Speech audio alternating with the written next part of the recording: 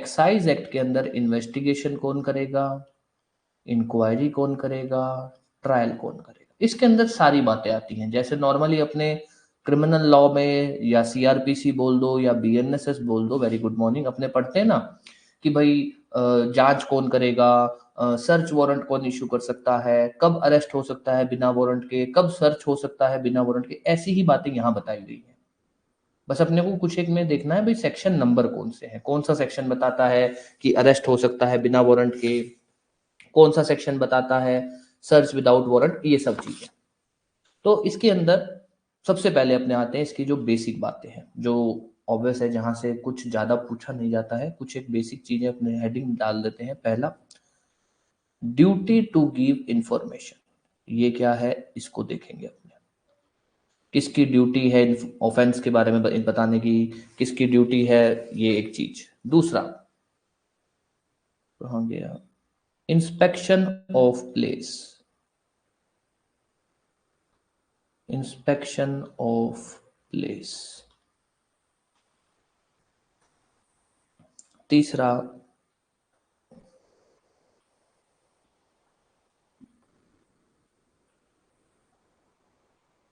Arrest without warrant, and then is search without warrant. Search warrant बोल दो या फिर सर्च विदाउट वारंट। एक मिनट, आ गया, सर्च वारंट एंड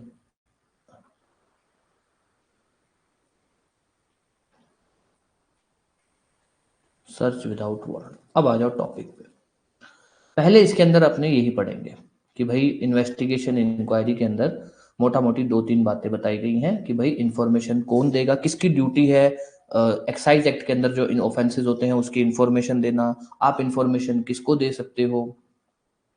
दूसरा है कि भाई ऑफेंस के बारे में, सॉरी प्लेस, मान लीजिए जहां पर भी कोई ऑफेंस हो रहा है, फॉर एग्जांपल जहां पर नकली दारू बनाई जा रही है, ठीक है, उसके बारे में, उस जगह पर कौन एंटर कर सकता है, कौन उस जगह पे मतलब वहां पर जाके जांच कर सकता है, कौन जो है कहीं पर भी दारू बनाई जा रही है, चाहे वो ये बोल रहा है कि भाई लाइसेंस से दारू बना रहा हूँ, तब भी उस जगह की इंस्पेक्शन कौन कर सकता है, क्या दिन में, क्या दिन में तो चलो हो ही सकती है, क्या रात में इंस्पेक्शन हो सकती है, नहीं, ये कुछ एक बात है। देन चलो, ड्यूटी और इंस्पेक्शन तो फिर भी इतना इंपॉर्टेंट नहीं है, arrest without warrant very important, क्योंकि इसको लेकर दो बार सेक्शन है और दोनों में इंपॉर्टेंट बातें बताई गई हैं कि कब अरेस्ट हो सकता है पर्सन बिना वारंट के।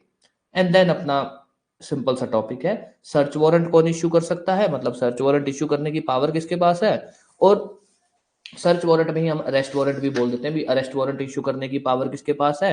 एंड देन इज सर्च कब हो सकता है बिना वारंट के। इतना ही है और इसके अंदर अभी तक कुछ भी नहीं है। तो सबसे पहले आते हैं बेसिक चीजों पे। पहला, सिर्फ इतना पढ़ना है इसके अंदर, duty to give information, section 50। क्या है सेक्शन 50? आपसे जो क्वेश्चन बनता है यहाँ पर कि कौन सा सेक्शन है जो ड्यूटी इंपोज करता है। ड्यूटी मतलब कि भाई आपको इंफॉर्मेशन देनी पड़ेगी। कोई भी ऐसा पर्सन है, मान लीजिए ये ड्यूटी किस किस पे लगाता है, मान लीजिए आपने किसी को जगह किराए पर दी और वो आदमी वहां पर कुछ गड़बड़ कर रहा है एक्साइज एक्ट के अंदर, तो आपकी ड्यूटी है इंफॉर्मेशन देने की। आपको जब अगर पता लगता है तो, आपको पता नहीं है तो अलग बात है, पर अगर आपको ये बात पता है तो आपकी ड्यूटी बनती है। तो ऐसे करके एक्साइज एक्ट ने कहा है कि भाई मान लीजिए कोई जमीन का मालिक है, उसने जमीन किराए पर दे रखी है, तो वो हो गया। ये नहीं होते जो लोग, ये होते हैं रिवेन्यू डिपार्टमेंट से जो लोग होते हैं, लैंड डिपार्टमेंट को, क्योंकि लैंड डिपार्टमेंट के लोगों का काम होता है सर्वे करना, तो उनको कहा गया है कि भाई आप किसी जगह का सर्वे करते हो और आपको कुछ गड़बड़ लगती है तो आप इंफॉर्मेशन, आप उस बारे में बताएंगे, ठीक है। तो ये कुछ एक चीजें हैं, क्या क्या है कि भाई ऑनर ऑफ लैंड, किस किस की ड्यूटी बनती है, ऑनर ऑफ लैंड, जमीन का जो मालिक है वो। किसकी और ड्यूटी बनती है, जो भी लैंड डिपार्टमेंट के लोग हैं, जो भी रिवेन्यू डिपार्टमेंट के लोग हैं। अपने इसके अंदर बस सीधा सा ध्यान रख लेना, इसको इस तरीके से पढ़ लेना कि कोई भी पर्सन, एनी पर्सन जिसको पता लगता है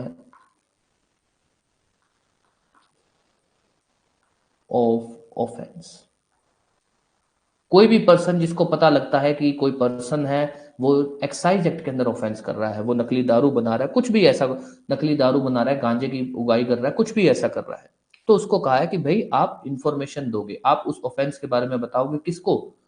आप बताओगे, जो भी आपको मिलता है आप बताओगे। अगर आप एक्साइज ऑफिसर के पास जा सकते हो तो उसको बता दो, आप नियर बाय पुलिस वाले को बता सकते हो, नियर बाय पुलिस स्टेशन में चले जाओ, उसको बता सकते हो। आप मजिस्ट्रेट जो नहीं आपके एरिया का एसडीएम है, कोर्ट है, इनको बता सकते हो। तो ये सेक्शन अपना बड़ा सिंपल सा है, इसके अंदर बस इतना सा पढ़ लेना कि कोई भी पर्सन जिसको एक्साइज एक्ट के अंदर हो रहे ऑफेंस के बारे में पता लगता है, चाहे वो कोई भी है, उसकी ये ड्यूटी बनती है कि वो उस ऑफेंस के बारे में, जो भी ऑफिसर है, वो जो भी उसको ऑफिसर मिलता है, भाई उसको एक्साइज डिपार्टमेंट का ऑफिसर मिलता है तो वहां जाके बता दे, पुलिस वाला है तो उसको बता दे, मजिस्ट्रेट है, मान लीजिए कोई एरिया का एसडीएम है, डीएम है, जुडिशियल मजिस्ट्रेट है, उसको बता दे, तो किसी को भी बता दे वो। तो यहां से कुछ क्वेश्चन बनता नहीं है, सिर्फ एक क्वेश्चन बन सकता है, विच इज कौन सा सेक्शन इंपोज करता है about duty to give information. सिर्फ एक सेक्शन बनेगा, क्योंकि ये एक जनरल सेक्शन है जिसमें ड्यूटी हर आदमी पे लगाई गई है और इंफॉर्मेशन आप किसी को भी दे सकते हो। जो भी अथॉरिटीज है ना स्टेट गवर्नमेंट की, उनमें से किसी को भी इंफॉर्मेशन दे सकते हो। तो यहां से कुछ आने लायक क्वेश्चन नहीं है, बस एक क्वेश्चन आ सकता है कि भाई कौन सा सेक्शन बात करता है about duty to give information. कोई भी डाउट इसको लेकर? पहले अपने ये 3-4 बातें पढ़ेंगे इन्वेस्टिगेशन को लेकर, भाई इंफॉर्मेशन किसको देनी है, जगह का इंस्पेक्शन कौन करेगा या इंस्पेक्शन कब किया जा सकता है, अरेस्ट विदाउट वारंट को लेकर बातें पढ़े, कब अरेस्ट हो सकता है बिना वारंट के, सर्च वारंट कौन इश्यू करेगा, अरेस्ट वारंट कौन इश्यू करेगा, सर्च कब हो सकता है बिना वारंट के, ये कुछ एक छोटी मोटी बातें।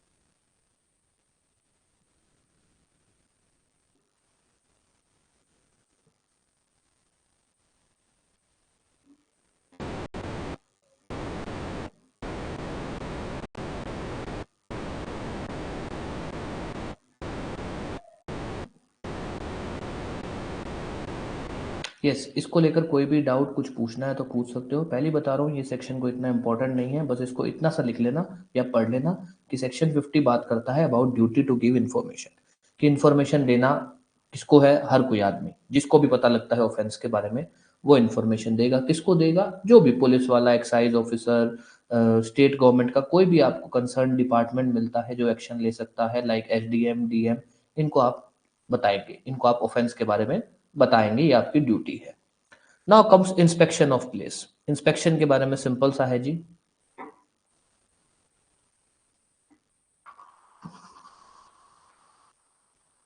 इंस्पेक्शन को लेकर इतनी सी बात बोली गई है कि भाई किसी भी जगह का आप इंस्पेक्शन कर सकते हो। कोई भी ऐसी जगह जहां पर कोई भी किसी भी तरह का इंटॉक्सिकेंट बनाया जा रहा है, किसी भी तरह का इंटॉक्सिकेंट स्टोर किया जाता है, फॉर एग्जांपल कोई फैक्ट्री है जहां दारू बनती है, ऐसा नहीं है सिर्फ इलीगल, लीगल इलीगल कोई भी, लीगल इलीगल कोई भी। तो कोई भी ऐसी जगह है जहां पर दारू बनाई जा रही है, जहां पर दारू रखी हुई है, जहां से दारू बेची जा रही है, कुछ भी ऐसा सीन है, तो उस जगह का इंस्पेक्शन किया जा सकता है। अब एक बात, इंस्पेक्शन कौन करेगा? दूसरी बात, इंस्पेक्शन कब होगा? तो एक चीज, इंस्पेक्शन कौन करेगा, यहां पर भी वही बात है भाई, इंस्पेक्शन कोई भी कर सकता है। एक्साइज डिपार्टमेंट का कोई भी ऑफिसर, एक्साइज डिपार्टमेंट का सबसे छोटा ऑफिसर कौन होता है? Excise officer. इससे बड़ा कलेक्टर, इससे बड़ा एक्साइज कमिश्नर। एक्साइज डिपार्टमेंट के जितने भी ऑफिसर हैं वो लोग इंस्पेक्शन कर सकते हैं। कब कर सकते हैं? कभी भी, चाहे दिन में चाहे रात में, कभी भी कर सकते हैं। ऐसा नहीं है कि अरे सिर्फ दिन में होगा, सिर्फ रात रात में नहीं हो सकता, ऐसा कुछ नहीं है यहाँ। कि आप भाई कोई भी ऐसी जगह जो दारू बनाने के लिए यूज की जा रही है आप उसका इंस्पेक्शन कर लीजिए, आपको कोई नहीं रोक सकता। तो अब ध्यान देना, यहां से जो क्वेश्चन बनता है कि भाई किसी भी जगह का इंस्पेक्शन करने की पावर किसके पास है? किसी भी जगह का इंस्पेक्शन करने की पावर किसके पास है? तो कोई भी अगर जगह है तो उसका इंस्पेक्शन करने की पावर किसके पास है? उसका इंस्पेक्शन करने की पावर किसके पास है? एक्साइज डिपार्टमेंट के जितने भी लोग हैं। जगह मतलब कोई भी ऐसी जगह जहां पर दारू बनाई जा रही है, जहां पर दारू रखी जा रही है, जहां पे दारू बेची जा रही है। दारू मतलब इंटॉक्सिकेंट दारू, एक नाम ले रहा हूं, दारू, ड्रग्स, कुछ भी, ठीक है। तो उसका इंस्पेक्शन किया जा सकता है, एक्साइज डिपार्टमेंट का कोई भी पर्सन कर सकता है। बस यहां से एक चीज बात ध्यान रख लेना, एक ये आपको कंफ्यूज कर सकता है कि भाई इंस्पेक्शन कभी भी हो सकता है। यहां ये नहीं बोला कि सिर्फ दिन में ना, आप फैक्ट्री में रात में इंस्पेक्शन कर लो तो भी कोई दिक्कत नहीं है। ये दो बातें हैं जो आने के चांसेस बहुत कम है, बट अगर आता है तो सेक्शन नंबर, कौन सा section, duty to give information, कौन सा सेक्शन देता है, right to inspect place, section 51, सिर्फ इंडेक्स। उसके अलावा इंस्पेक्शन कब हो सकता है तो ये ध्यान रखना, दिन हो या रात हो, इंस्पेक्शन कभी भी हो सकता है। इतनी सी दो बेसिक बातें हैं। क्वेश्चन यहां से आएगा बहुत कम चांसेस है, बट फिर भी इसका इंडेक्स देख लेना, एक इसका बेसिक मतलब देख लेना। अब आ जाओ इंपॉर्टेंट, अच्छा हटा दिया गया अपने ने, चलो अब आ जाओ सबसे इंपॉर्टेंट, जहां से क्वेश्चन आ सकता है।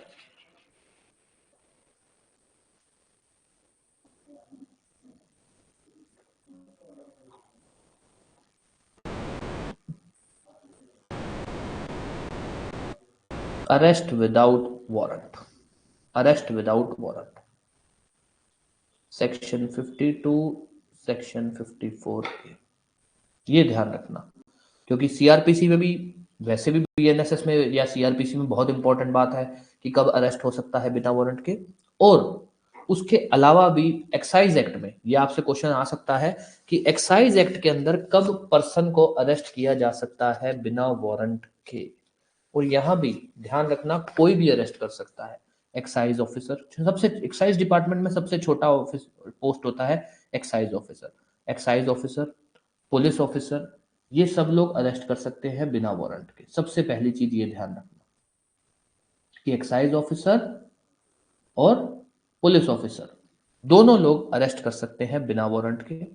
अब आती है बात, अरेस्ट हो कब सकता है बिना वारंट के, ये अपने को याद करना पड़ेगा। हालांकि हम इंडेक्स को पढ़ लेंगे तो अपने को याद हो जाएगा। जस्ट मिनट, हाँ एक मिनट, एक मिनट है, बार बार फोन आ रहा है।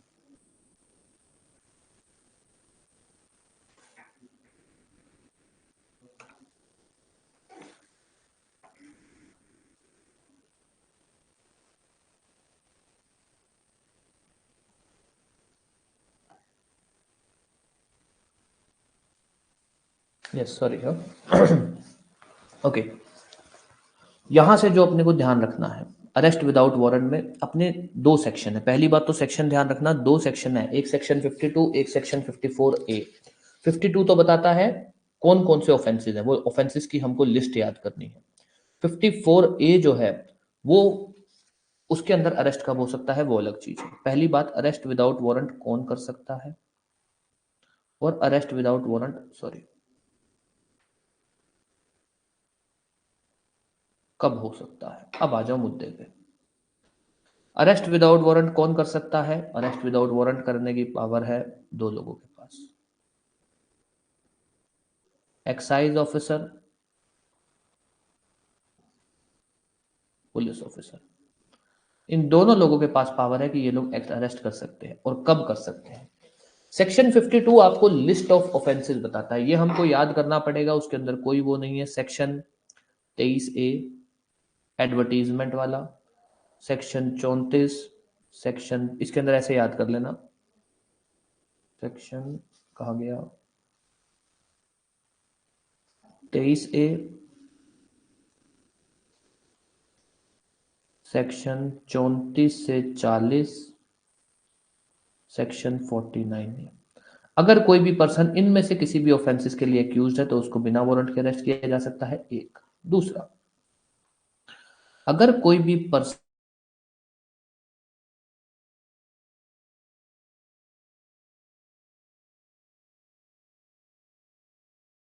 रोकता है, जो ऑब्वियस एक नॉर्मल कानून भी है कि आपको अरेस्ट किया जा सकता है, तो ध्यान देना। अरेस्ट विदाउट वारंट को लेकर सेक्शन ये इंपॉर्टेंट है, duty to give information, inspection of place इतने इंपॉर्टेंट नहीं है, ये बहुत इंपॉर्टेंट है। अरेस्ट विदाउट वारंट को लेकर कौन कौन से सेक्शन है, 52, 54A। कौन अरेस्ट कर सकता है बिना वारंट के, एक्साइज ऑफिसर, पुलिस ऑफिसर, दोनों। कब कर सकते हैं? सेक्शन 23A के अंदर, 34 से लेकर 40 के अंदर ऑफेंस है, 49A में। और दूसरा ग्राउंड क्या है? अगर वो पर्सन, जो भी पर्सन है, अगर वो उस ऑफिसर को अपनी ड्यूटी करने से रोकता है, उस ऑफिसर के साथ मारपीट करता है ड्यूटी करते टाइम, तो उसको अरेस्ट किया जा सकता है बिना वारंट के। Very very important. जी दोबारा बता देता हूं, हम टॉपिक पढ़ रहे हैं अरेस्ट विदाउट वारंट, कि कब अरेस्ट हो सकता है पर्सन विदाउट वारंट। ठीक है, तो एक चीज, कौन अरेस्ट कर सकता है? Excise officer, police officer. कब अरेस्ट कर सकता है? पहला, अगर वो बंदा 23A, अगर वो बंदा 34 से 40 या फिर 49A के अंदर, ये कुछ एक ऑफेंसेस बताए गए हैं। ठीक है, क्या ऑफेंसेस हैं ये? जब अपने टॉपिक पढ़ेंगे पनिशमेंट तब अपने पढ़ लेंगे कि भाई कौन कौन से सेक्शन पे क्या क्या ऑफेंसेस है। एंड देन दूसरा, अगर वो बंदा ऑब्स्ट्रक्ट करता है पुलिस ऑफिसर को इन ड्यूटी। तीसरा, एक और लिख लेना, तीसरा, refuses to give name and address, name and address. या फिर चौथा भी लिख लो,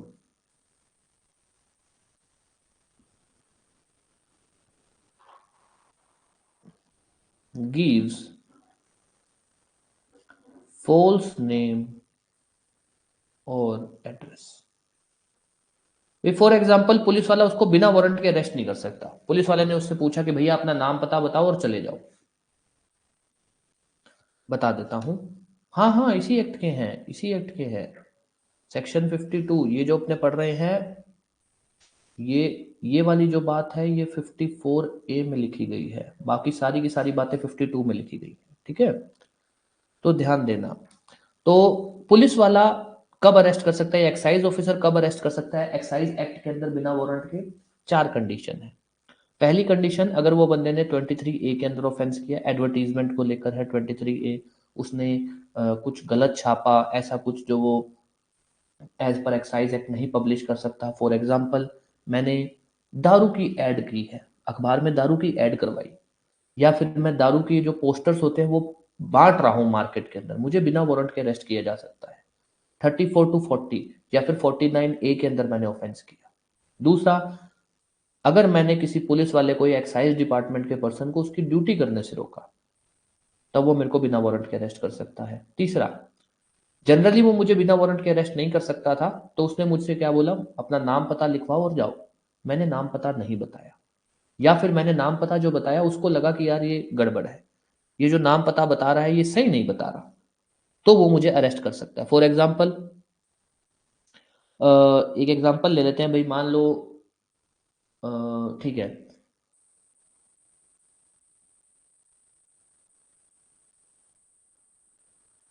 नहीं,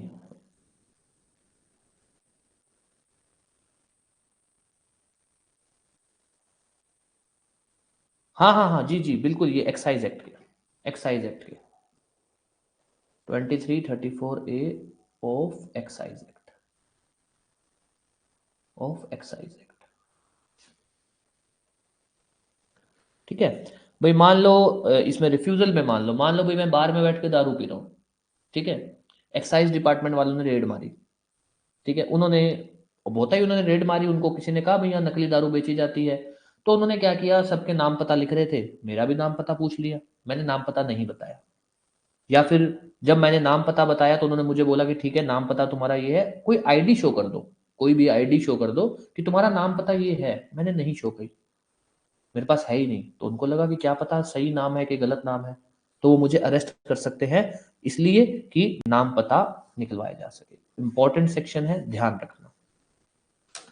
ठीक है, अब आ जाओ, अब दो सेक्शन है जो इंपॉर्टेंट नहीं है पर फिर भी अपने पढ़ेंगे, उसके अंदर इंडेक्स ध्यान रख लेना।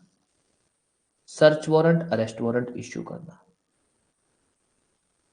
Search warrant, arrest warrant issue करना।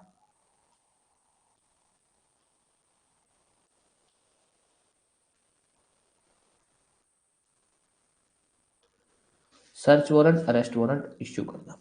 सर्च वारंट कौन इश्यू कर सकता है, अरेस्ट वारंट कौन इश्यू कर सकता है? सिंपल सा ध्यान रख लेना, इसमें सेक्शन 53 में इश्यू होता है एनी मजिस्ट्रेट, कोई भी मजिस्ट्रेट इश्यू कर सकता है। बस इतना सा ध्यान रखना। और एक ये ध्यान रख लेना, ये इंडेक्स के पर्पज से बोल रहा हूँ कि इसमें इतना ही पढ़ना है आपको, सर्च विदाउट वारंट। कब पुलिस वाला एक्साइज वाला सर्च कर सकता है प्लेस की without warrant? Section 54। Search without warrant ना सिंपल सा है, जो एक बेसिक चीज है, ऐसा नहीं कि इसमें कुछ अलग बात है, नहीं। पुलिस वाले को, एक्साइज वाले को लगता है कि यार अगर मैं वारंट लेने गया ना तो वहां से हो सकता है एविडेंस गायब हो जाए। मैं अगर वारंट लेने गया किसी को अरेस्ट करने के लिए तो वो बंदा भाग जाएगा। तो search without warrant, arrest without warrant इस ग्राउंड पे भी हो सकता है कि अगर ऑफिसर को ये लगता है कि यार जो पर्सन है, अगर मैं वारंट लेने गया तो फिर मुझे वो बंदा मिलेगा ही नहीं, वहां पर मुझे एविडेंस ही नहीं मिलेंगे कुछ भी। ये इतना सा है, कोई इंडेक्स कोई इंपॉर्टेंट नहीं है। तो पहले ही बता देता हूँ, दो सेक्शन मार्क कर लो, 52 54A जो अच्छे से पढ़ने हैं, बाकियों का सिर्फ इंडेक्स देख लेना, उससे बाहर कुछ देखने की जरूरत नहीं है, सिर्फ इंडेक्स। क्योंकि ऐसा बोल देंगे वहां पे कोई स्पेसिफिक बात है, कुछ ऐसा है, कुछ नहीं है। सर्च विदाउट वारंट 54, कोई भी, कोई जो एक्साइज ऑफिसर है वो बिना वारंट के सर्च कर सकता है। और पहले ही बता चुका हूं मैं आपको, एक्साइज एक्ट के अंदर बीएनएसएस की तरह नहीं है। एक्साइज एक्ट में आप दिन में सर्च करो, आप रात में सर्च करो, आप दिन में इंस्पेक्शन करो, आप रात में इंस्पेक्शन करो, आप कभी भी करो, सब चलता है।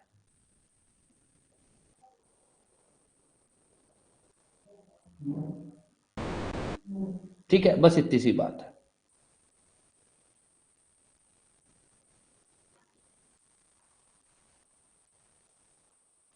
ये अभी तक की इतनी सी बातें हैं। अब इसके बाद, ये तो हुआ कुछ एक बेसिक चीजें जो अपने को पढ़नी है इसके अंदर।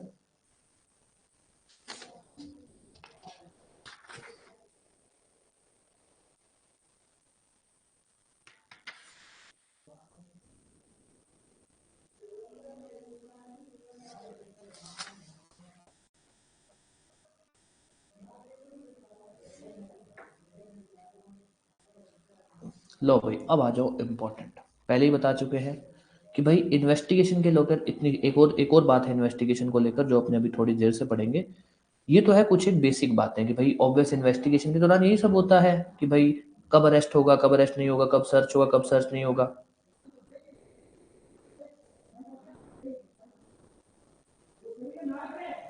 यही सब चीजें होती हैं।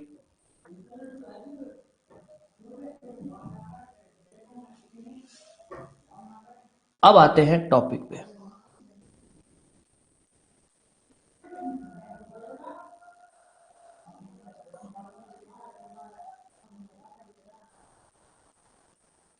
अब आते हैं अगले टॉपिक पे। एक आपके यहाँ पे एरिया बताया गया है जहां पे ये बताया गया कि भाई कौन सा ऑफेंस बेलेबल है, एक, कौन सा ऑफेंस नॉन बेलेबल है। पहले इस पे आते हैं, फिर अपने इन्वेस्टिगेशन को लेकर और जो छोटी मोटी चीजें हैं वो देखेंगे। सबसे पहले आते हैं भाई कौन सा ऑफेंस ऐसा है जो बेलेबल है, दूसरा कौन सा ऑफेंस है नॉन बेलेबल है। नॉन बेलेबल ऑफेंस से रिलेटेड अपने को जो बातें और पढ़नी है वो अपने और देखेंगे।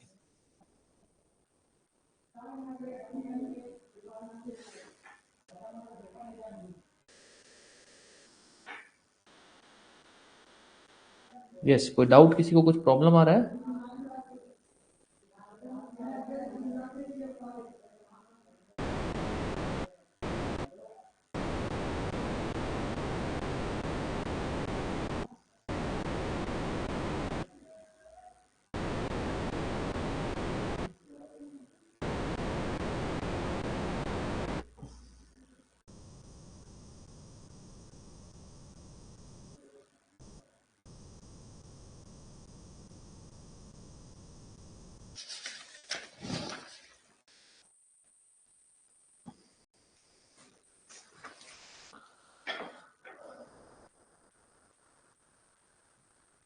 कोई डाउट आ रहा है क्या किसी को? कोई प्रॉब्लम आ रहा है टेक्निकल? कोई इश्यू आ रहा हो तो प्लीज बता देना। यस, अब आते हैं एक बार टॉपिक पे, एक बार टॉपिक को रिवाइज कर लेते हैं। हम लोग इन्वेस्टिगेशन इंक्वायरी ट्रायल के बारे में बात कर रहे हैं एक्साइज एक्ट के अंदर, जिसके अंदर पहले अपने ने कुछ एक टॉपिक देखे। पहला कि भाई इंफॉर्मेशन देना किसकी ड्यूटी बनती है, फिर उसके बाद प्लेस का इंस्पेक्शन कौन कर सकता है, arrest without warrant, search warrant कौन इशू करेगा, अरेस्ट वारंट कौन इशू करेगा, सर्च कब हो सकता है बिना वारंट के। ये कुछ एक छोटी मोटी चीजें हैं।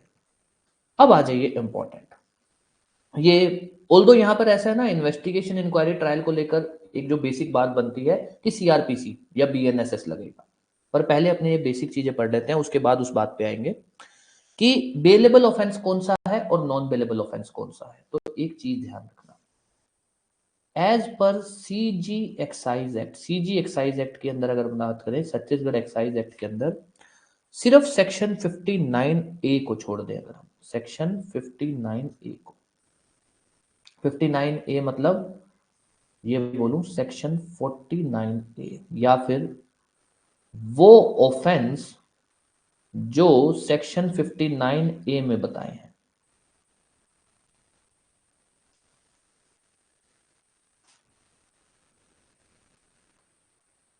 अब 59A में क्या ऑफेंस बताए हैं वो आगे बात करेंगे, या फिर मैं ये बोल सकता हूं 59A में सेक्शन 49A नाम का एक ऑफेंस बताया है। सेक्शन 49A बता देता हूं क्या है। सेक्शन 49A का जो ऑफेंस है उसमें ये बताया गया कि अगर कोई भी पर्सन कोई ऐसी दारू बनाता है, कोई ऐसी दारू बेचता है या सेल करता है जो ह्यूमन बीइंग को नुकसान पहुंचाती है, ह्यूमन बीइंग को इंजरी कोज करती है, उनको डेथ कोज कर देती है, उनको नुकसान पहुंचा देती है, वो 49A में पनिशेबल होगा। कि आप कोई भी ऐसा ऑफेंस करते हो एक्साइज एक्ट के अंदर जिससे ह्यूमन बीइंग को नुकसान होता है, दैट इज 49A। तो एक्साइज एक्ट कहता है कि 49A वाले ऑफेंस को छोड़कर जितने भी ऑफेंस है, जितने भी ऑफेंस है सब बेलेबल है। तो अब ध्यान देना, पहली चीज, बेलेबल और नॉन बेलेबल दो बातें बताई गई हैं छत्तीसगढ़ एक्साइज एक्ट के अंदर।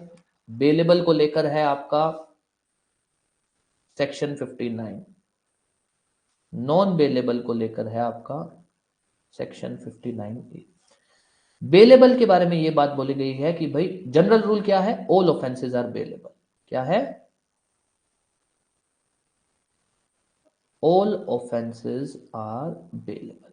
हर तरह का ऑफेंस जो है एक्साइज एक्ट में वो बेलेबल है, accept section 49A। Section 49A का जो ऑफेंस है बस वो बेलेबल नहीं है।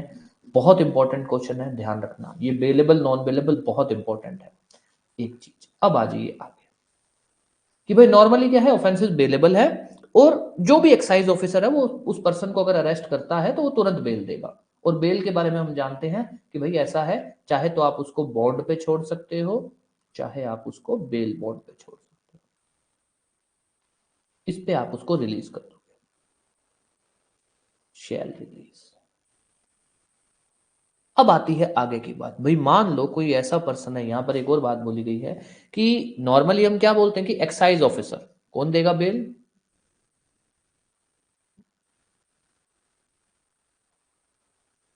एक्साइज ऑफिसर बेल देगा। अगर मान लीजिए एक्साइज ऑफिसर है ही नहीं, तो अवेलेबल ही नहीं है, भाई फॉर एग्जांपल मैं ये बोलता हूं कि भाई एक्साइज ऑफिसर मौके पे अवेलेबल ही नहीं है, या फिर नॉर्मली बोल दें कि भाई जो भी पर्सन जिसके पास राइट है टू रिलीज ऑन बेल वो मौके पे अवेलेबल ही नहीं है,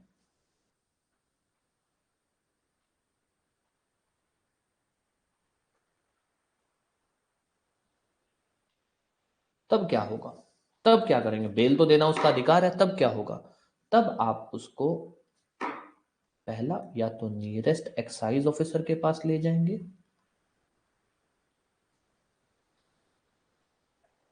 या फिर nearest officer in charge, nearest officer in charge, nearest थाने का जो भी ऑफिसर इंचार्ज है। अब ध्यान देना बहुत इंपॉर्टेंट है, बेलेबल और नॉन बेलेबल दो नेचर ऑफ ऑफेंसेस होते हैं एक्साइज एक्ट के अंदर। जितने भी ऑफेंसेस हैं, ज्यादातर क्या, सॉरी, सारे ऑफेंसेस बेलेबल हैं एक्सेप्ट सेक्शन 49A के अंदर जो पनिशेबल है। अब उसके अंदर बेल उसका अधिकार है तो बेल पे उसको छोड़ा जाएगा। अब आती है बात, मान लीजिए कोई ऐसा एक्साइज ऑफिसर है, मान लीजिए जो एक्साइज ऑफिसर जो बेल देने का जिसके पास अधिकार है वो अगर अवेलेबल नहीं है, तो फिर क्या करेंगे, तो उसको उस पर्सन को नियरेस्ट एक्साइज ऑफिसर के पास छोड़ा जाएगा, लेके जाया जाएगा, या नियरेस्ट ऑफिसर इंचार्ज जो उसको बेल देगा, जो बेल देगा, क्यों, क्योंकि बेलेबल ऑफेंस है, बेल तो आप उसको दोगे। एक, अब आते हैं नॉन बेलेबल पे। अब ध्यान देना, ऑफेंस नॉन बेलेबल कब होगा? 59A में बताया गया है ऑफेंस नॉन बेलेबल कब होगा। ऑफेंस नॉन बेलेबल दो सिचुएशन में होगा। इन सिचुएशंस को अच्छे से पढ़ लेना। चाबी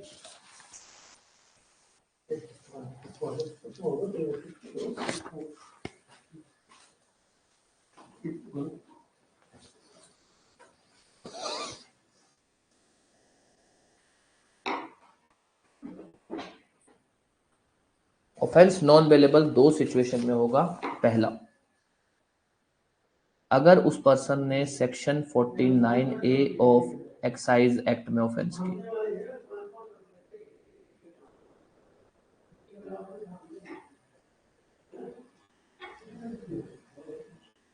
एक, दूसरा, अगर ऐसा पर्सन है जिसके पास से क्या मिला है, जिसके पास से दारू मिली है ऑफ 5 लीटर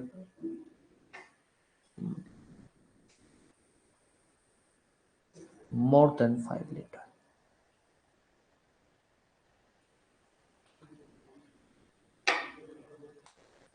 अब ध्यान देना,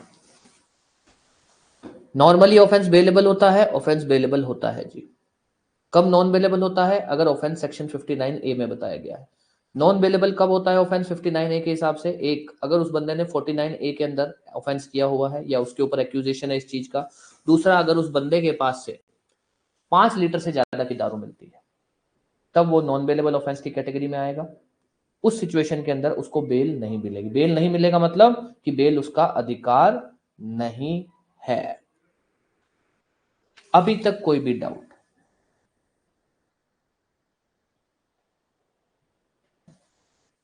bailable, non bailable offence. Bailable कब होता है ऑफेंस? नॉन बेलेबल पढ़ना है छोटा छोटा पढ़ के कि भाई किसकी ड्यूटी है टू गिव इंफॉर्मेशन। कब पर्सन को अरेस्ट किया जा सकता है बिना वारंट के? Search warrant.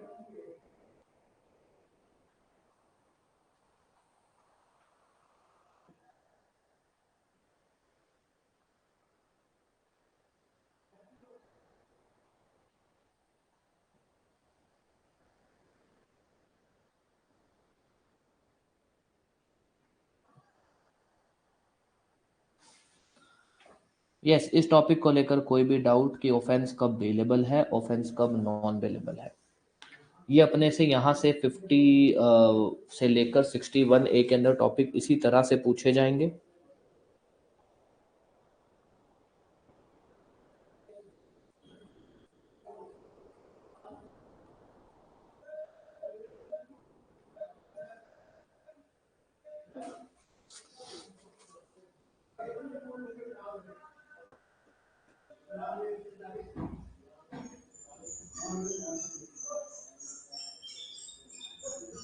यस, कोई भी डाउट बेल नॉन बेलेबल इन चीजों को लेकर कुछ क्वेश्चन कुछ पूछना है, क्योंकि फिर अपने इसको लेकर आगे बात करें, क्योंकि नॉन बेलेबल ऑफेंस के अंदर अभी एक दो और बातें पढ़नी है।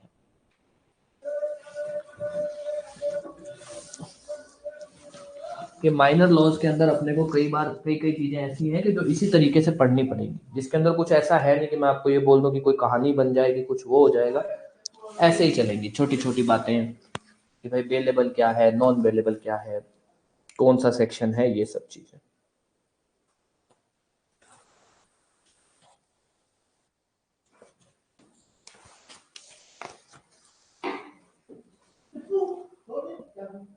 लो, अब आ जाओ इसको लेकर नॉन बेलेबल के अंदर कुछ एक और बातें हैं जो ध्यान देना।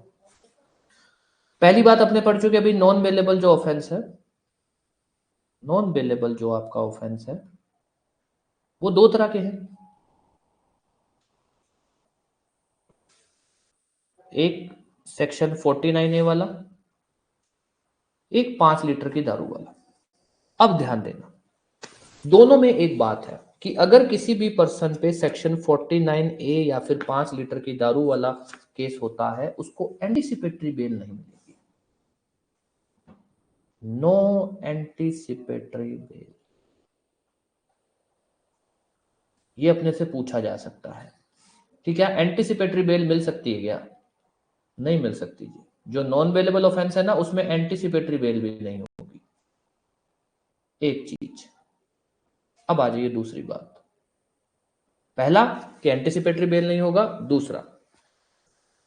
दूसरी बात ये है कि अगर ऑब्वियस है कि हमने बेल के अंदर एक बात पढ़ी है कि भाई ऐसा है कि बेल का मतलब क्या है कि आप उसको इन्वेस्टिगेशन के दौरान रखेंगे, तो आप कस्टडी में रख सकते हैं during investigation.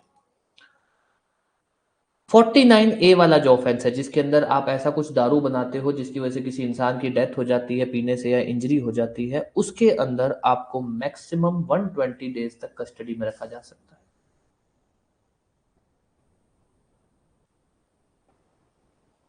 In custody for maximum 120 days.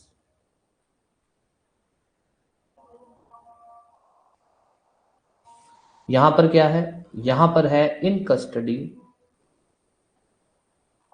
For maximum 60 days.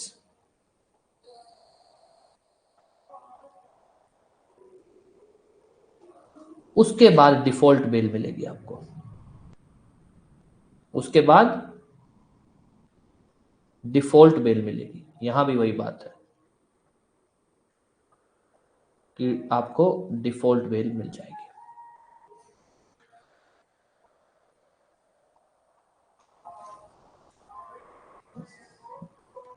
Yes, अब ध्यान देना। अभी तक आपको मैंने तो जो बातें पढ़ाई वो थोड़ी सी ऐसे स्कैटर्ड सी चीजें पढ़ाई, एक बार रिवीजन करते हैं ताकि आप लोग के लिए चीजें एक बार दोबारा रिवाइज हो जाएंगी और आप लोग थोड़ा सा इजी हो जाएंगी चीजें। अपने टॉपिक क्या पढ़ रहे हैं आज का? Investigation and inquiry and trial, मतलब कि छत्तीसगढ़ एक्साइज एक्ट के अंदर इन्वेस्टिगेशन, इंक्वायरी और ट्रायल ये सब कैसे होगा। देखो, जनरल रूल तो ये है कि इन्वेस्टिगेशन हो, इंक्वायरी हो, ट्रायल हो, वो एज पर पहले सीआरपीसी होता था और अब बीएनएसएस के हिसाब से होगा। मतलब कि भाई जैसे अपने जो बातें पढ़ते हैं ना बीएनएसएस में अरेस्ट को लेकर, कि आप अरेस्ट करने जाओगे तो आप उसको हैंडकफ करोगे कि नहीं करोगे। इन्वेस्टिगेशन को लेकर हम ये पढ़ते हैं कि भाई अगर वो कॉग्निजेबल ऑफेंस है तो जैसे कॉग्निजेबल ऑफेंस में इन्वेस्टिगेशन होती है वैसे होगी। ये बेसिक बातें हैं जो एज इट इज बीएनएसएस की लगती है कि भाई अगर कॉग्निजेबल ऑफेंस है तो उस हिसाब से इन्वेस्टिगेशन होगा, नॉन कॉग्निजेबल है तो उस हिसाब से इन्वेस्टिगेशन होगा, अरेस्ट करने जाओगे तो ये। इन शॉर्ट, इन्वेस्टिगेशन, इंक्वायरी और ट्रायल को बीएनएसएस की सारी बातें लगती हैं। पर कुछ एक पॉइंट है जहां पर जो एक्साइज एक्ट है वो बीएनएसएस बोल दो या सीआरपीसी बोल दो उससे अलग है। जैसे कि कुछ एक बेसिक बातें। पहला, ड्यूटी टू गिव इंफॉर्मेशन, कि भाई इसके अंदर ये कहा गया है कि कोई भी पर्सन जिसको एक्साइज एक्ट के बारे में कि ऑफेंस हो रहा है अंडर एक्साइज एक्ट उसके बारे में पता लगता है तो वो इंफॉर्मेशन देगा। जो भी नियर बाय पुलिस वाला है, एक्साइज ऑफिसर है, उसको देगा। दूसरा, इंस्पेक्शन ऑफ प्लेस। यहां पर जो भी ऐसी जगह है जहां पर, ऐसा नहीं कि इलीगल, कोई भी जगह है जहां पर दारू बनाई जा रही है, बेची जा रही है, रखी जा रही है, चाहे लीगली हो चाहे इलीगली हो, उसका इंस्पेक्शन किया जा सकता है और कोई भी कर सकता है। कोई भी ऑफिसर, एक्साइज डिपार्टमेंट का कोई भी ऑफिसर, कलेक्टर, एक्साइज कमिश्नर, ये लोग कर सकते हैं। और इंस्पेक्शन दिन में भी हो सकता है और रात में भी हो सकता है। तो ये तो दो बातें हुई, इंफॉर्मेशन देने की duty, inspection of a place. अब आते हैं अरेस्ट विदाउट वारंट। नॉर्मली तो अपने बीएनएसएस में पढ़ते हैं जो अरेस्ट, वो यहां नहीं लगता। यहां अरेस्ट विदाउट वारंट के बारे में क्या है? सेक्शन 52 एंड 54A, जो कहता है कि एक्साइज ऑफिसर और पुलिस ऑफिसर दो सिचुएशन, मतलब चार सिचुएशन में अरेस्ट कर सकता है, जो चार सिचुएशन दो सेक्शन में है, 52 एंड 54A। अगर वो बंदा सेक्शन 23A, सेक्शन 34 से लेकर सेक्शन 40 या सेक्शन 49A के अंदर एक्ट करता है ऑफ एक्साइज एक्ट, उसको अरेस्ट किया जा सकता है बिना वारंट के। अगर वो बंदा पुलिस वाले को या एक्साइज ऑफिसर को उसकी ड्यूटी करने से रोकता है, अगर वो बंदा अपना नाम या पता नहीं बताता है, या फिर जो नाम पता बताता है वो फॉल्स नेम बताता है, तब उसको अरेस्ट किया जा सकता है बिना वारंट के। तो बेसिक बातों में सबसे इंपॉर्टेंट जो है, when a person can be arrested without warrant under Chhattisgarh excise act. ठीक है, अरेस्ट। उसके बाद सिंपल सा है कि भाई सर्च वारंट कौन इश्यू कर सकता है, सर्च वारंट का सेक्शन क्या है, सर्च विदाउट वारंट का सेक्शन क्या है, ये कुछ एक छोटी मोटी अलग बातें हैं। तो सेक्शन, आप सेक्शन मार्क कर लेना, अगर वैसे नॉर्मल मार्क करना हो तो सेक्शन 51 से लेकर, ठीक है, 51 से लेकर आपके सेक्शन 54A तक, 51 से लेकर 54A तक जो है वो आपकी इसके अंदर बेसिक चीजें हैं, जहां पर 52 और 54A इंपॉर्टेंट है। फिर आ जाइए बेलेबल नॉन बेलेबल ऑफेंस को लेकर। बेलेबल नॉन बेलेबल ऑफेंस के बारे में यहाँ जो बताया गया है कि कौन से ऑफेंस पे आपको बेल मिलेगी, कौन से में नहीं। तो यहाँ पे छत्तीसगढ़ एक्साइज एक्ट के अंदर सारे के सारे ऑफेंसेस बेलेबल हैं। ऑल्दो एक सीरियस तरह का ऑफेंस है, बट सारे के सारे ऑफेंसेस बेलेबल हैं, एक्सेप्ट वो ऑफेंस जो सेक्शन 49A में आता है, या फिर वो ऑफेंसेस जो सेक्शन 59A के अंदर बताए गए हैं, कैसे भी बोल दो। तो सारे के सारे ऑफेंसेस बेलेबल हैं एक्सेप्ट सेक्शन 49A वाला, या वो ऑफेंसेस जो 59A में बताए गए हैं। जो बेलेबल ऑफेंस है उसमें बेल कौन देगा? एक्साइज ऑफिसर बेल देगा जी, या कोर्ट बेल देगी। अगर मान लीजिए कोई नियरेस्ट, मान लीजिए उसको अरेस्ट करके लेके गए और एक्साइज ऑफिसर मौके पर मौजूद नहीं है, तब क्या करेंगे? उसको नियरेस्ट एक्साइज ऑफिसर के पास ले जाएंगे, या फिर nearest officer in-charge of police station, जो उसको बेल देगा ही देगा। Now comes non bailable. कौन कौन से ऑफेंसेस नॉन बेलेबल होते हैं? दो तरह के। पहला, section 49A of excise act में जो ऑफेंस है। दूसरा, अगर किसी पर्सन के पास 5 लीटर से ज्यादा की दारू मिलती है, that is non bailable offence. अब आ जाइए नॉन बेलेबल के अंदर दो बातें हैं। जो ऑफेंस नॉन बेलेबल है उसमें एंटिसिपेटरी बेल भी नहीं मिलेगी, दो। तीसरा, और नॉन बेलेबल ऑफेंस में जो 49A का ऑफेंस है, उस केस के अंदर उस बंदे को मैक्सिमम 120 दिन तक कस्टडी पे रख सकते हो, बाद में उसको डिफॉल्ट बेल मिलेगी ही मिलेगी। डिफॉल्ट बेल का मतलब क्या है? कि अब उसकी राइट हो गई है बेल की, 120 दिन तक रख सकते हो कस्टडी में, उसके बाद उसकी राइट है, या तो ट्रायल खत्म कर दो 120 दिन में, नहीं तो फिर उसको अब छोड़ो। 5 लीटर वाले केस के अंदर उसको आप मैक्सिमम 60 दिन के लिए रख सकते हो इन कस्टडी। ये अपना अभी तक का बेसिक बात है। आपको कोई भी डाउट, कुछ भी आपको पूछना है तो पूछ सकते हो, अदरवाइज अपने आगे चलते हैं।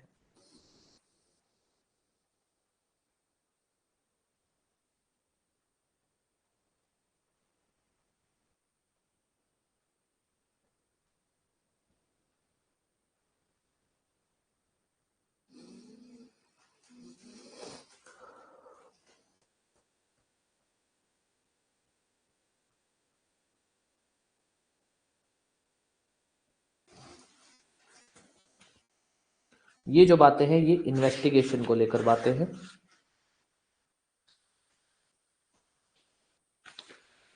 कोई भी डाउट, कुछ भी आपको पूछना है, पहले ही बता रहा हूं, इसी तरह से टॉपिक पढ़ना, आपके लिए चीजें इजी लगेंगी।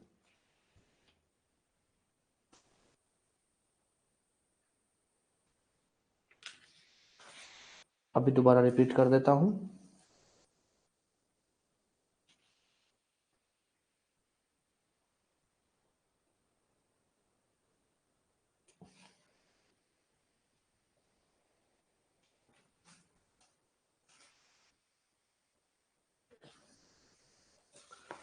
ठीक है, अभी एक बार थोड़ा सा अपने आगे चलते हैं, फिर रिपीट कर देता हूँ, ठीक है? नहीं तो जी, अब फिर आपको इसको दोबारा रिपीट कर दूंगा। अब ध्यान देना, याद करने का तरीका। ये टॉपिक है आपका इन्वेस्टिगेशन, इंक्वायरी, ट्रायल।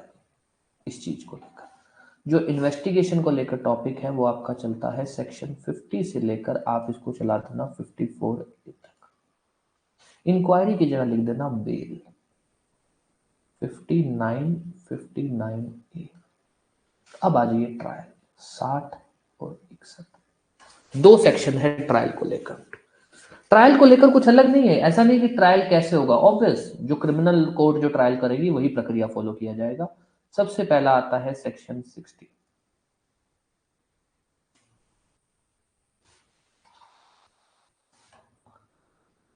जो बात करता है भाई कॉग्निजेंस किस बेस पे लिया जाएगा। कॉग्निजेंस जो कोर्ट है वो एक्साइज एक्ट के अंदर कॉग्निजेंस कैसे ले सकती है?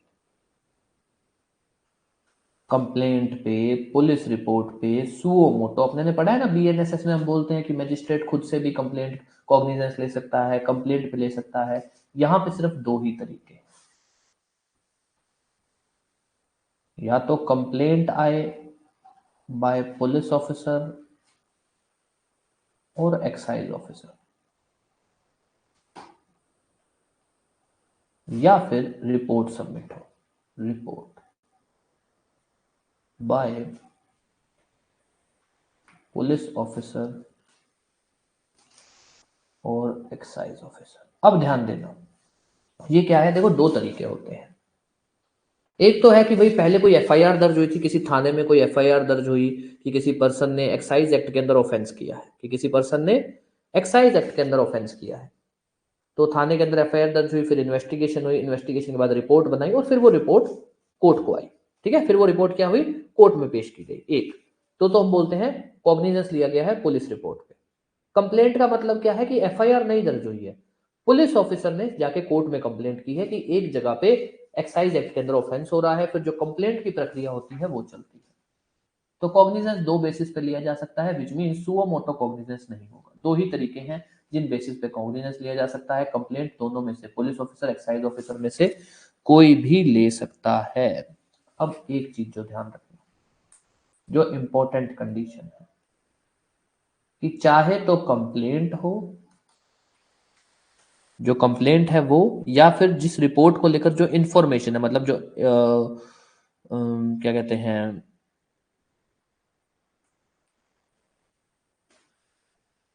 कंप्लेंट बोल दो और इंफॉर्मेशन बोल दो, जो एफआईआर को लेकर इंफॉर्मेशन आती है ना, वो must be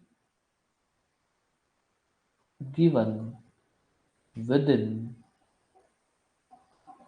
6 months of offence. अब ध्यान देना,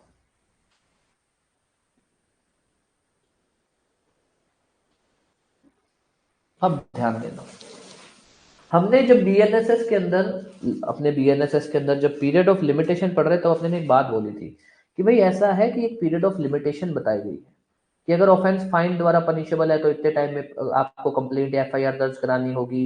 अगर ऑफेंस 1 साल वाला है तो इतने टाइम में, यहां भी लगाया गया है।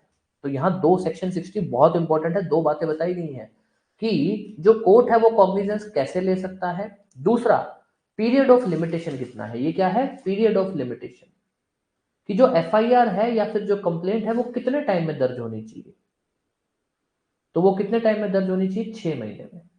जो भी ऑफेंस आप बोल रहे हो कि ऑफेंस हुआ है, उस ऑफेंस के होने के 6 महीने के अंदर अंदर जो है जो एफआईआर है या फिर जो कंप्लेंट है वो दर्ज होनी चाहिए। वेरी वेरी इंपॉर्टेंट सेक्शन, ध्यान रख लेना।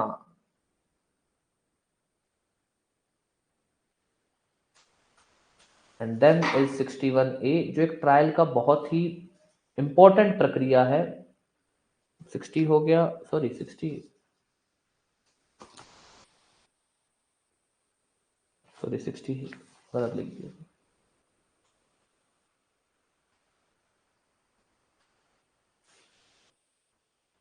60 वाला सेक्शन तो ओमिट ही हो गया, 61 है अभी।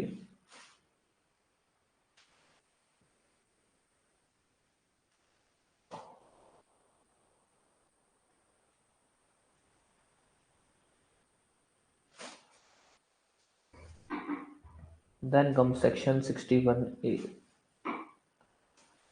सेक्शन 61A, वैसे सेक्शन 61A आपका ना प्री क्या, हेडिंग पर्पस से इंपॉर्टेंट है, टेंडर ऑफ पार्ट। ये ना बीएनएसएस में भी होता है। ये क्या होता है, एक प्रक्रिया होती है कि कोर्ट के पास ना पावर होती है। कोर्ट क्या कर सकता है, भाई मान लो दो लोग हैं, दो लोग हैं, ये कहा जा रहा है कि सर दोनों ने ना कोई ऑफेंस किया है, मतलब एक साथ कोई ऑफेंस किया है। तो कोर्ट ना इसको बोल सकते हैं कि हम तुझे माफ कर देंगे अगर तू हमें सारी बातें बताए तो।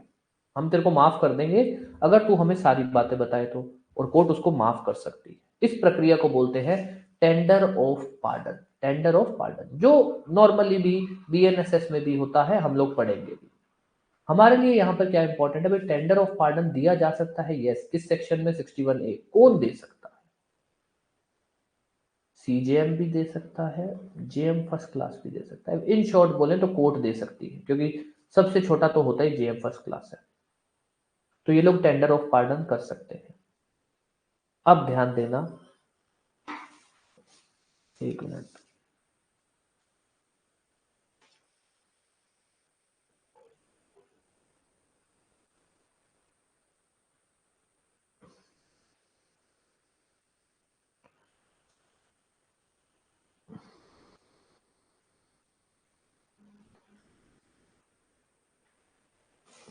Yes, okay. अब ध्यान देना, इन्वेस्टिगेशन, इंक्वायरी और ट्रायल, तीन चीजें हम पढ़ रहे हैं, जिसके अंदर ऑब्वियस एक बेसिक सी कहानी ये है कि छत्तीसगढ़ एक्साइज एक्ट के अंदर सेक्शन 50 से लेकर 61A इन्वेस्टिगेशन है, इंक्वायरी है, ट्रायल है, वो एज पर क्रिमिनल लॉ ही होता है। उसके वो पुराना सीआरपीसी बोल दो, नया वाला बीएनएसएस ही लगता है, पर कुछ जगह पे कुछ बातें हैं जो अपने को ध्यान रखनी है, जिसके अंदर इन्वेस्टिगेशन को लेकर जो बातें हैं, इन्वेस्टिगेशन को लेकर जो बातें हैं वो है सेक्शन 50 से लेकर 54A तक। 50 से 54A के अंदर कुछ एक नई इंपॉर्टेंट बातें हैं, जिसमें एक है जो बहुत इंपॉर्टेंट बात है, which is arrest without warrant. बाकी इतने इंपॉर्टेंट नहीं है। अरेस्ट विदाउट वारंट कब हो सकता है? देन 50 से लेकर 54, उसके बाद आप आ जाइए बेल को लेकर, कौन से ऑफेंस बेल है, कौन से बेलेबल है, कौन से ऑफेंस नॉन बेलेबल है। 59 59A बेलेबल ऑफेंस कौन सा है? जनरल रूल है कि सारे ऑफेंसेस बेलेबल है। नॉन बेलेबल कौन सा है? दो तरह के ऑफेंस नॉन बेलेबल है। वो ऑफेंस जो नॉन बेलेबल है वो उसमें एंटीसिपेटरी बेल भी नहीं मिलेगी, और कस्टडी में कितने टाइम तक रखा जा सकता है, बस ये ध्यान रखना। कस्टडी के बाद डिफॉल्ट बेल मिलेगा। ट्रायल को लेकर वैसे तो कोर्ट ट्रायल करेगा, कोर्ट कौन से प्रक्रिया से ट्रायल करेगा, जो कोर्ट है वो उस हिसाब से करेगा। मान लीजिए जुडिशियल मैजिस्ट्रेट है तो वारंट ट्रायल कर लेगा, समन केस है तो समन ट्रायल कर लेगा, सेशन कोर्ट है तो सेशन ट्रायल कर लेगा। पर यहां पर जो ध्यान देना है कि कोर्ट कॉग्निजेंस कैसे ले सकता है, तो कोर्ट कॉग्निजेंस दो तरीके से ले सकता है, या तो पुलिस वाला कंप्लेंट करे या फिर पुलिस रिपोर्ट आए, मतलब या तो मामला एफआईआर के थ्रू आए या फिर डायरेक्ट कंप्लेंट आए। टू मोटो कॉग्निजेंस नहीं होगा। सबसे इंपॉर्टेंट बात, कंप्लेंट या एफआईआर कितने टाइम में? 6 महीने में फाइल होनी चाहिए, 6 महीने में, उससे ज्यादा नहीं। देन सेक्शन 61A की टेंडर ट्रायल के दौरान जो कोर्ट है वो पार्डन दे सकती है, मतलब दो या दो से ज्यादा लोग हैं उसमें से एक को माफ कर सकती है, इस कंडीशन पे कि अगर वो ऑफेंस को लेकर सारी बातें बताता है तो। This is section 50 to 61A investigation, inquiry और ट्रायल। इसके अंदर बस एक सेक्शन और ध्यान दे देना। वैसे तो मतलब मैं ये बोल रहा हूँ कि सेक्शन बस इंडेक्स टाइप सेक्शन है वो, उसको और देख लेना एक, which is your section 57।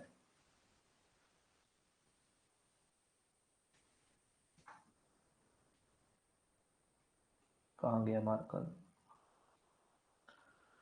Section 57 जो ये बोलता है कि एक्साइज ऑफिसर, मतलब जो भी पर्सन जो किसी को अरेस्ट करता है, अगर किसी को अरेस्ट करता है, कुछ भी सीज करता है, कोई भी जगह का इंस्पेक्शन करता है, कुछ भी करता है, तो इसके बारे में वो रिपोर्ट देगा to superior officer in 24 hours. 24 घंटे में आपको रिपोर्ट देनी है अगर आप ऐसा कुछ भी हरकत करते हो तो। एक्साइज ऑफिसर ने कहीं पे कोई इंस्पेक्शन किया, किसी को अरेस्ट किया, कुछ जांच की, कुछ सीज किया, तो आप क्या करोगे? 24 घंटे के अंदर अंदर आपने अगर किसी को अरेस्ट किया है, ठीक है, तो उसके मामले में आप सुपीरियर ऑफिसर को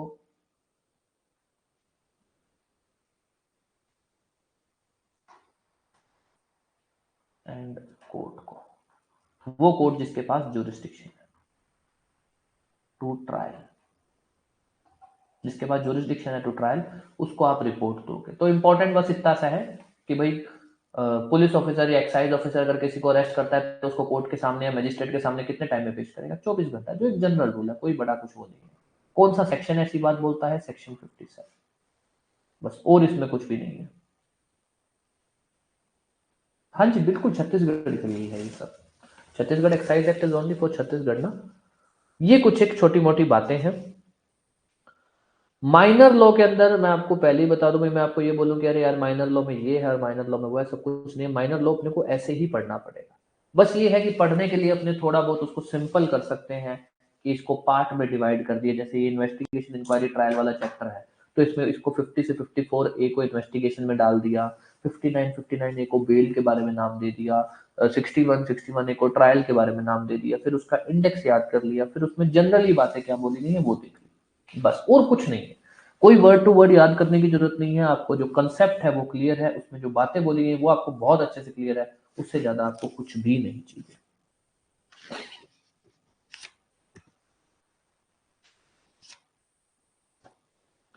यस, कोई भी डाउट तो आप पूछ सकते हो। हार्डली आपका कल और परसों, मतलब 2 या 3 दिनों में आपका एक्साइज एक्ट खत्म हो जाएगा।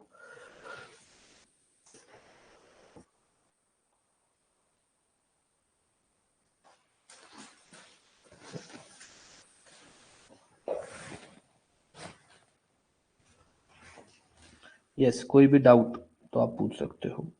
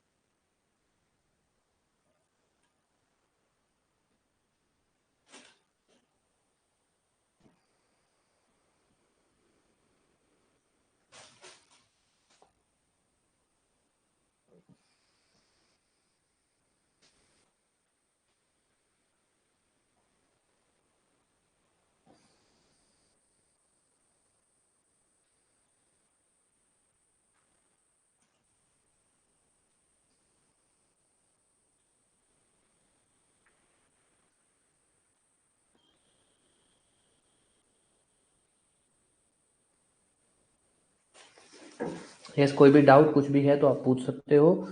अभी का अपना टॉपिक इतना ही है।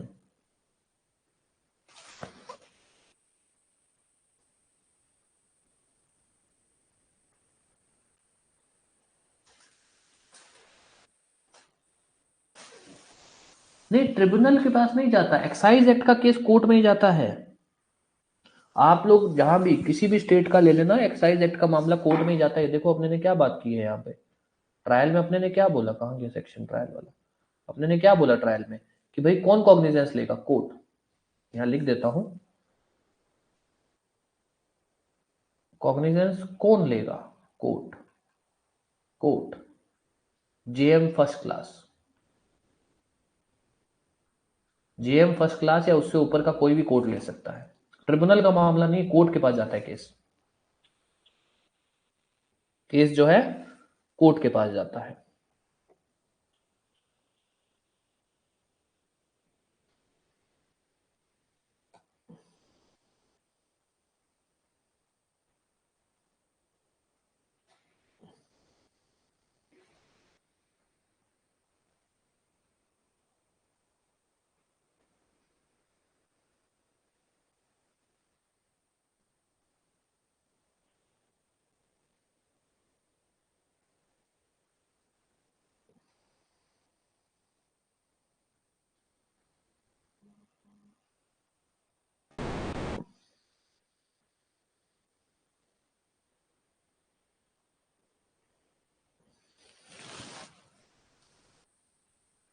यस, और कुछ भी पूछना है?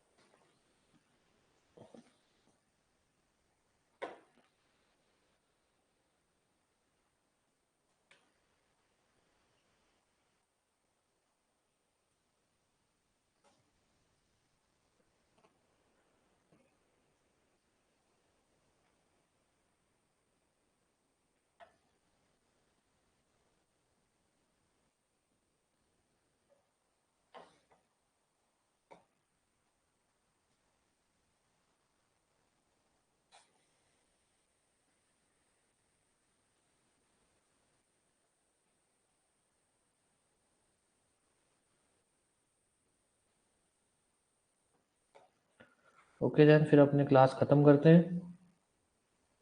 बाकी आप लोगों को कोई डाउट हो तो आप लोग पूछ लेना। ठीक है, थैंक यू।